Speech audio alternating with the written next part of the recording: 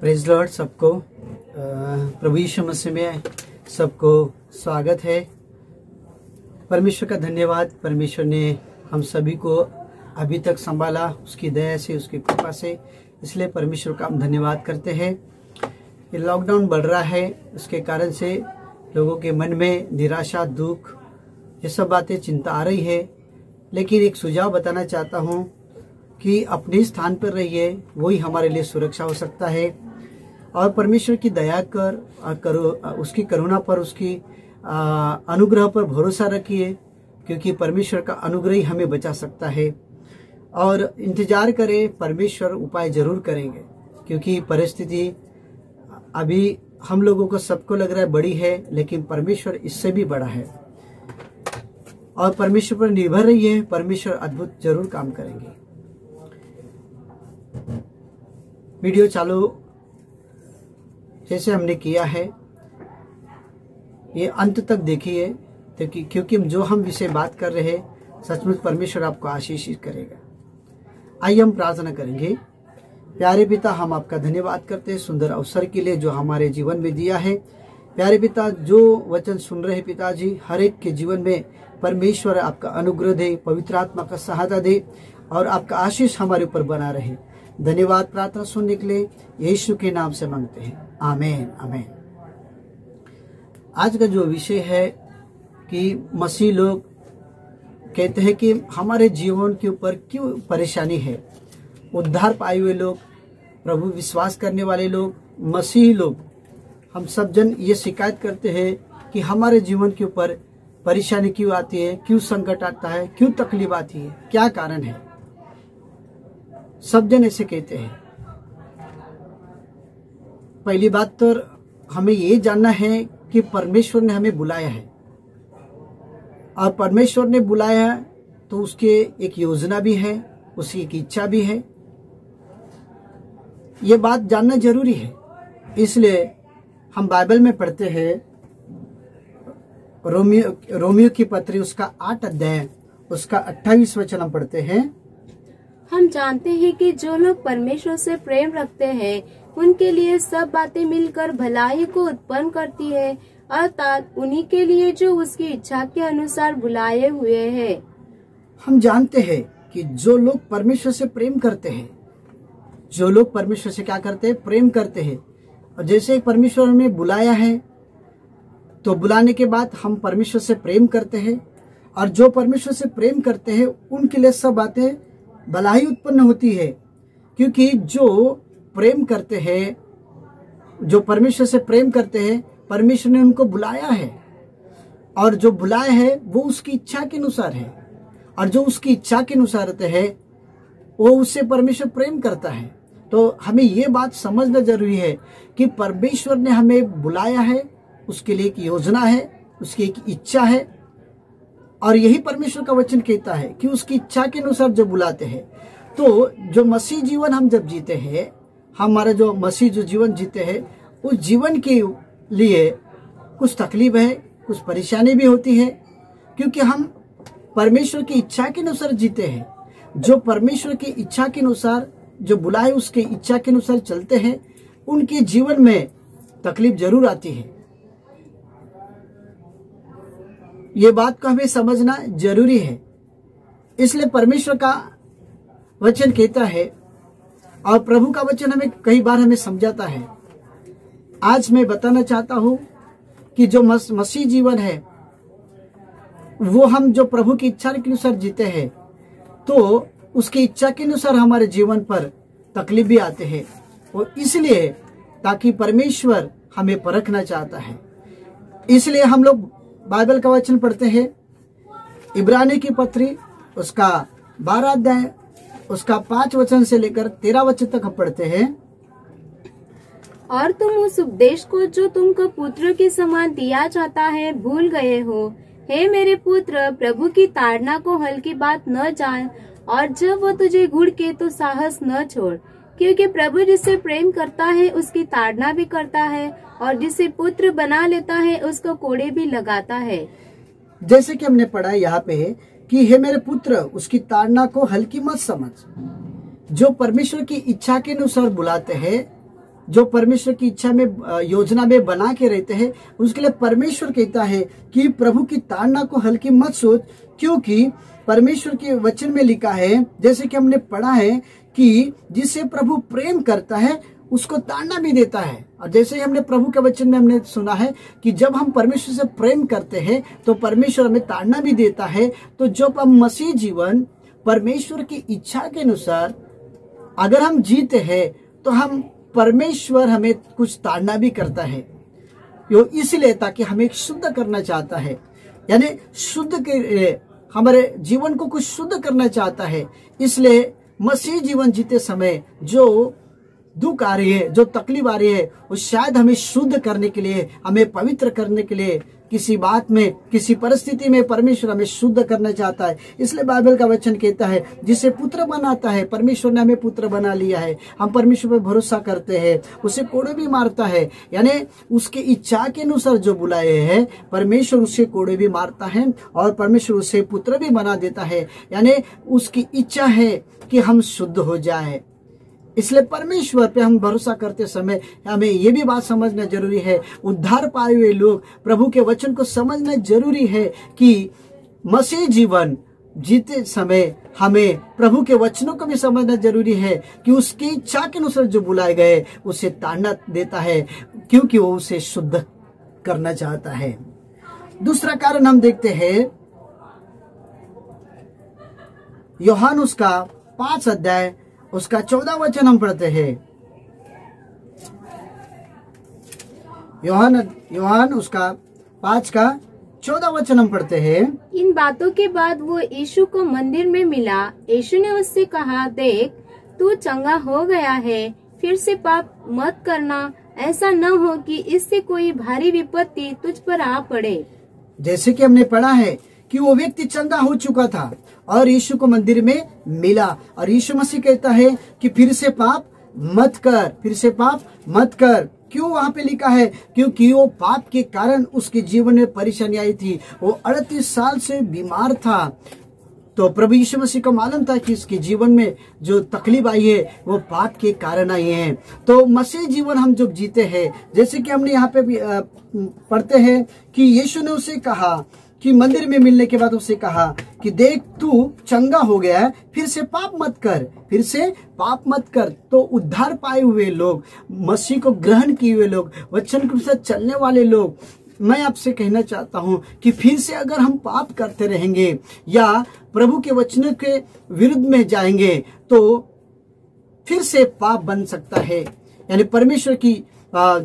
परमेश्वर जैसे कि उस व्यक्ति को पाप के कारण उसके जीवन में वो बीमार था, तो प्रभु का वचन वहां पे लिखा है कि फिर से पाप मत करना। तो दूसरा जो कारण ये है कि पाप के कारण संकट आता है। अगर पाप हमने अगर किया है, अगर प्रभु का वचन को जान कर की या प्रभु का वचन पाने के बाद भी, उद्धार को प्राप्त करने के बाद भी अगर हम पाप में अगर पाप करते रहेंगे, प्रभु जी कहते कि फिर से पाप मत कर, हमें पाप नहीं करना है। अगर पाप में बने रहेंगे तो प्रभु कहता पाप मत करो, तो हमें उसे पाप नहीं करना चाहिए।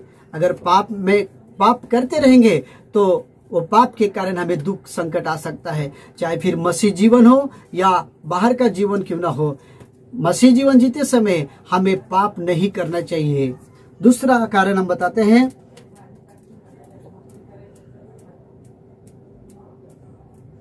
यूहन्ना उसका 9 अध्याय उसका 2 वचन हम पढ़ते हैं। परमेश्वर का वचन हम पढ़ते हैं।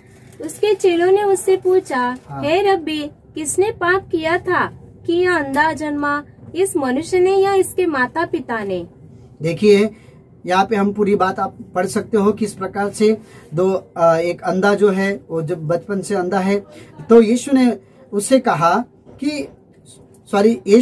कहा न तो इसने पाप किया है, यानी किसी ने पाप नहीं किया, ना माता ने ना पिता ने, लेकिन ये परमेश्वर का काम उसमें प्रकट होने के लिए, यानी परमेश्वर का काम प्रकट होने के लिए कभी कभी हमारे जीवन में, मसीह जीवन में ये संकट आता है। मेरे प्रियो, सब पाप के कारण नहीं, लेकिन परमेश्वर हमारे जीवन में कुछ अलग से बात करना चाहता है, कुछ अलग काम प्रकट करना चाहता है। इसलिए हमारे जीवन में, मसीह जीवन में हम चलते समय, उद्धार को प्राप्त करते समय हमारे जीवन में संकट आते हैं। और तीसरा कारण हम बताते हैं, मरकुस उसका 5 अध्याय उसका 1 से लेके 5 वचन तक पढ़ते हैं।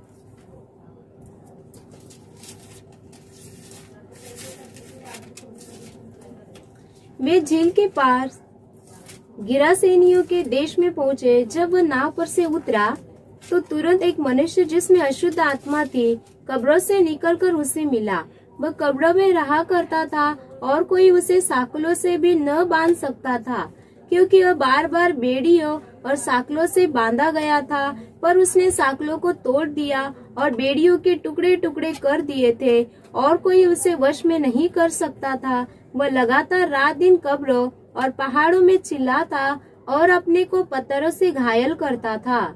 देखिए यहाँ पे जैसे पढ़ा है कि किस प्रकार से शैतान ने एक व्यक्ति को अपने कब्जे में रख दिया था। शैतान ने पूरी रीति से जकड़ के रख दिया था। तो ये कारण हम यहाँ पे सीखते हैं कि शैतान उसको किस रीति से अपने बंधन में रख दिया था और उसका जीवन किस प्रकार से वो बंधन में था। तो यहाँ हम देखते हैं कि कभी कभी शैतान हमारे जीवन में रुकावट लाता है, कभी कभी शैतान हमें रुकावट कर लेता है मसीह जीवन में। तो शैतान के तरफ से भी रुकावट आती है। तो मसीह जीवन जीते समय हमें समझना जरूरी है कि ये शायद परमेश्वर की योजना भी हो सकती है, तो कि हमें शुद्ध करे, हमें क्लीन करे। ये परमेश्वर चाहता है कि किसी बात में हम लोग कमी घटे हो, ये परमेश्वर में शुद्ध करना चाहता है। दूसरा कारण है कि परमेश्वर की इच्छा है कि हमारे अंदर कुछ पाप हो, वो प्रकट करना चाहता है। जो हमने उद्धार प्राप्त करने के बाद भी फिर से हमने पाप किया हो, तो परमेश्वर चाहता है कि मसीह लोगों के जीवन में एक दुख देकर कि फिर से प्रभु की इच्छा के अनुसार हम जिए। और तीसरा कारण है कि परमेश्वर खुद अपना महिमा, अपना कार्य प्रकट करना चाहता है। इसलिए परमेश्वर कभी कभी हमारे जीवन में दुख लाने के लिए परमिशन देता है। जैसे अय्यूब के जीवन में हम देखते हैं कि परमेश्वर ने खुद शैतान को परमिशन दिया, तभी शैतान ने उसकी परीक्षा लिया। मसीह जीवन जीते समय, मसीह का जीवन चलते समय, खराई से चलते समय, वचन से चलते समय शैतान हमें कभी कभी हमारी परीक्षा लेगी, कभी कभी परमेश्वर हमारी परीक्षा करेगा। लेकिन याद रखिए, परमेश्वर की इच्छा के अनुसार जो दुख उठाते हैं, जो तकलीफ उठाते हैं, वो भला ही उत्पन्न होती है। और परमेश्वर के वचन पर बने रहिए, परमेश्वर के वचनों को समझिए। मसीह जीवन में हम जीते समय परमेश्वर की योजना को समझना जरूरी है। और हर परिस्थिति में परमेश्वर हमारे साथ रहता है, हर संकट में परमेश्वर में साथ देता है। वे प्रियो, हम बहुत बार हम कहते हैं कि हम मसीह जीवन में, हमारे जीवन में ऐसा क्यों तकलीफ आया। हम तो प्रार्थना करते हैं, हम चर्च जाते हैं, सारे काम करते हैं, फिर भी हमारे जीवन में ऐसा क्यों हुआ है। तो हम देखते हैं कि इन सब कारणों के बाद कि परमेश्वर की योजना होती है। कभी कभी शैतान हमें रुकावट करता है, कभी कभी खुद हम जो क्रिएट करते हैं उससे भी कुछ हो सकता है, जो हमने प्रभु की बातों का हम नहीं सुना है। तो परमेश्वर हमें कुछ बात समझाना चाहता है, और परमेश्वर जिससे प्यार करता है उसके ऊपर भी परमेश्वर उसके ऊपर कुछ तकलीफ लाना चाहता है। लेकिन परमेश्वर का वचन कहता है जो कुछ प्रभु परीक्षा लाएगा वो बाहर निकलने उपाय भी करता है। तो मसीह जीवन जीते समय हमें वचन के साथ रहना जरूरी है, वचन के साथ बने रहना है। लेकिन सबसे बड़ी बात ये हो जाती है कि जब हमारे ऊपर संकट आता है मसीह जीवन में, तो हमारी प्रतिक्रिया क्या है, हमारे उत्तरदायित्व क्या है। एक तो हम उससे स्वीकार कर सकते हैं, नहीं तो हम नफरत कर सकते हैं। उस परिस्थिति को हम लोग प्रभु के ऊपर दोष लगा सकते हैं, नहीं तो प्रार्थना से दूर जा सकते हैं, नहीं तो और भी प्रार्थना में मजबूत हो सकते हैं। ये हमारी प्रतिक्रिया है कि जब हमारे ऊपर संकट आता है, जब हम मसीह लोगों के ऊपर संकट आता है, तो हम किस बातों की यानी हम कैसे, हमारी प्रतिक्रिया होती है, हमारा रिएक्शन कैसा होता है, हमारा हाव भाव कैसा होता है, वो हमारे ऊपर डिपेंड होता है। अगर हम परमेश्वर के साइड में चले गए तो हम जय प्राप्त करेंगे, अगर शैतान के बाजू में चले गए तो निराशा मिलेगी। मेरे प्रियो, हमारी प्रतिक्रिया बहुत डिपेंड पड़ता है कि हम किस प्रकार से होते हैं। जैसे आदम के जीवन में, हवा के जीवन में जो परेशानी आई थी, लेकिन वो आदम और हवा के ऊपर डिपेंड था। उसकी प्रतिक्रिया अगर वो देते थे कि वो अगर नहीं सुनते थे तो उसे कुछ नहीं कर सकते थे, लेकिन झुक गए और दब गए। तो याद रखिए, जब हमारे ऊपर संकट आता है, अगर प्रभु की इच्छा के अनुसार होता है तो हम उस परिस्थिति में दबना नहीं चाहिए। हम जैसे कि आदम और हवा दब गए परिस्थिति में, जैसे कि हम देखा है कि हम भी नहीं दबना चाहिए, चाहे परिस्थिति कितना भी क्यों ना हो। जैसे कि हमने वो परिस्थिति को हम स्वीकार कर सकते, नहीं तो नहीं कर सकते। लेकिन यहाँ पे हम देखते हैं कि हम दबाव में आ सकते हैं, नहीं तो बाहर आ सकते हैं। वो आपके ऊपर डिपेंड है। इसलिए परमेश्वर ने हमें 2 कुरिन्थियों उसका 12 अध्याय उसका 9 वचन हमें दिया है। परमेश्वर ने प्रभु ने एक इतनी बड़ी प्रतिज्ञा किया है मसीह लोगों के लिए, विश्वासी लोगों के लिए, प्रभु के वचन पर चलने वाले के लिए, उसके अनुसार पीछे चलने वाले के लिए कितनी बड़ी परमेश्वर ने हमारे लिए प्रतिज्ञा किया। आइए हम पढ़ते हैं उस वचन को। 2 कुरिन्थियों उसका 12:9, 2 कुरिन्थियों उसका 12:9 पढ़ते हैं। पर उसने मुझसे कहा, मेरा अनुग्रह तेरे लिए बहुत है, मेरा अनुग्रह तेरे लिए बहुत है। हाँ। क्योंकि मेरी सामर्थ्य निर्बलता में सिद्ध होती है। इसलिए मैं बड़े आनंद से अपनी निर्बलताओं पर घमंड करूंगा कि मसीह की सामर्थ मुझ पर छाया करती रहे। हालेलुया, प्रभु का धन्यवाद, परमेश्वर का धन्यवाद। कितना सुंदर प्रभु का वचन यहाँ पे कहता है। फिर से उस वचन को हम एक बार से हम पढ़ते हैं, फिर से उस वचन को पढ़ते हैं, ताकि उसे हम अर्थों को समझें। पर उसने मुझसे कहा, मेरा अनुग्रह तेरे लिए बहुत है। मेरा अनुग्रह, यानी देखिए, हम मसीह जीवन जीते समय परमेश्वर के अनुग्रह की तरफ ध्यान दीजिए कि मेरा अनुग्रह तेरे लिए काफी है। मेरे प्रियो, परमेश्वर ने प्रतिज्ञा किया है कि मेरा अनुग्रह ही तेरे लिए काफी है। इस पर ध्यान दीजिए। आगे पढ़िए। क्योंकि मेरी सामर्थ निर्बलता में सिद्ध होती है। क्योंकि मेरी जो सामर्थ्य है वो कमजोर में ही मजबूत होती है। हम जब कमजोर हो जाते हैं, हम जब शैतान हमारी हमें कमजोर कर सकता है, या हम खुद कमजोर हो सकते हैं, या किसी भी रीति से कमजोर हो सकते हैं मसीह जीवन जीते समय। लेकिन परमेश्वर का वचन याद रखिए, उस समय परमेश्वर का अनुग्रह हमें बलवंत करता है, और कमजोरी में परमेश्वर का सामर्थ, परमेश्वर का वचन हमें हिम्मत देता है। पढ़िए। इसलिए मैं बड़े आनंद से अपनी निर्बलता पर घमंड करूंगा।